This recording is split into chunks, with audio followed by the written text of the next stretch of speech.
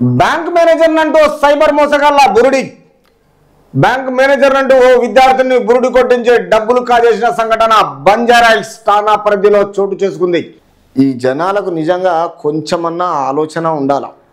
ఎవడో ఒకడు ఫోన్ చేసి మన బ్యాంకు బ్యాలెన్స్ ఏంది, ఎవడు ఫోన్ చేస్తున్నాడు, ఏ నెంబర్తో చేస్తున్నారు, అసలు వీనికి డబ్బులు వేయాలన్నా వద్దా, అసలు వీడు ఎక్కడోడు, దాన్ని పరీక్షించకుండా ఆలోచన చేయకుండా ఏ ఒక్కనికో నమ్మి డబ్బులు వేయడము అది ఎంతవరకు కరెక్టు? తిరిగి మళ్ళీ డబ్బులు కూడగొట్టుకొని లబోదిబో అని మొత్తుకోవాలి, తిరిగి పోలీస్ స్టేషన్లో పోవాలి, వాళ్ళు పట్టించుకుంటలేరని మళ్ళీ వాళ్ళని బ్లేమ్ చేయాలి. ఇంత అవసరమా ప్రజలకు? కొంచెమన్నా మన కష్టార్జితము, మన డబ్బు మనది కాదన్నప్పుడు ఇంకో డబ్బుకు ఎట్లా ఆశిస్తారు? ఇది బ్యాంక్ మేనేజర్ అంటూ సైబర్ మోసగాళ్ళ బురుడి కొట్టిస్తే మీరు ఈ విషయంలో డబ్బులు కాజేసి బంజారాహిల్స్ ఠాణా పరిధిలో చోటు చేసుకొని ఈ తర్వాత పోలీసుల కథనం ప్రకారము సింగడ బస్సుకి చెందిన ముబీన్ ఉన్నీసా, అంటే ఈ ముబీన్ ఉన్నీసా 19 సంవత్సరాలు యంగ్ ఏజే, మరి ఆ మాత్రం అర్థం కాలేదా అనే విద్యార్థికి ఒక వ్యక్తి ఎస్బీఐ నుంచి మేనేజర్ను ఫోన్ చేస్తున్నాడంటే నమ్మించాడు.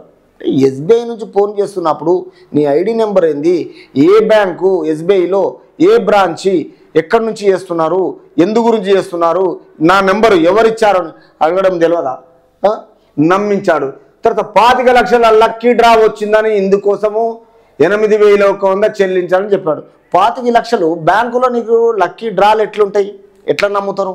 ఆ 8,100 ఏ పర్సెంటేజ్ అనేస్తారు? కొంచెం అర్థం ఉండాలి మాట్లాడడానికి. రాజేష్ యాదవ్ అనే ఉద్యోగి ఫోన్ చేస్తాడని చెప్పాడు. అంటే ఈ బ్యాంక్ మేనేజరు ఈయన మాట్లాడుకుంటే ఇంకో రాజేష్ యాదవ్ చేస్తుందంటే ఆ నమ్మబలి కాలే. నమ్మబలికి ఇతను అయిపోయింది కార్యక్రమం. నెక్స్ట్ వాన్ కార్యక్రమం ఇప్పుడు ఫోన్ చేస్తాడని చెప్పాడు. అలా అతని ఖాతాలోకి 8,100 వేయించాడు. పైసలు వాడు అడగగానే వేయిస్తారు గుడ్డిగా. అదే అవసరానికి మాత్రం ఎవరికైనా ఇవ్వాలంటే ఇవ్వరు, డబ్బులు ఇచ్చేటోనికి ఇవ్వరు. కానీ ఇటువంటి మోసాలకు మాత్రం తొందరగా గురిపోతారు. అనంతరం 25 లక్షలకు సంబంధించిన ఖాతా యూనియన్ బ్యాంకుదని, అందులో 3 లక్షల వరకే పరిమితి ఉందని చెప్తారు. అంటే ఎస్బీఐలో ఒక పరిమితి ఉంటుంది, ఆర్బీఐ ఇన్స్ట్రక్షన్స్, యూనియన్ బ్యాంకు ఒకటి ఉంటుందా?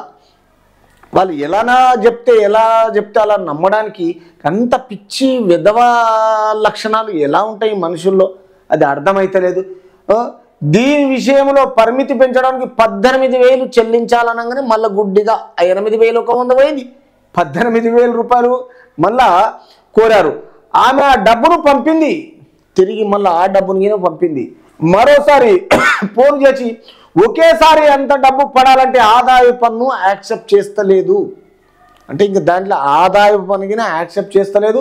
35,000 చెల్లించాలని సూచించగా అవిగిన జమ చేసిందంట. జమ చేసి తర్వాత ఎంతకు డబ్బు రాకపోవడంతో లబోదిబో మొత్తుకొని 10 మందికి చెప్పి ఈ ఇష్యూను బంజారాహిల్స్ పోలీస్ స్టేషన్ పరిధిలోకి వెళ్ళి బంజారాహిల్స్ పరిధిలోనికి పోలీస్ స్టేషన్కి వెళ్ళి సెక్టర్ ఎస్ఐకో స్టేషన్ ఎస్హెచ్ఓకో పోయి దీన్ని పెద్దగా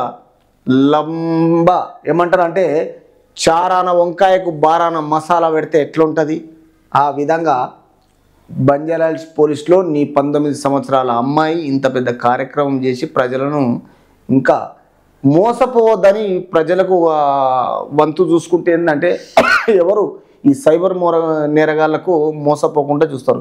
ఇది ఒక విషయం చూస్తే మంచిదే, కానీ తన మాత్రం తన పైసలని పొడగొట్టుకుంది.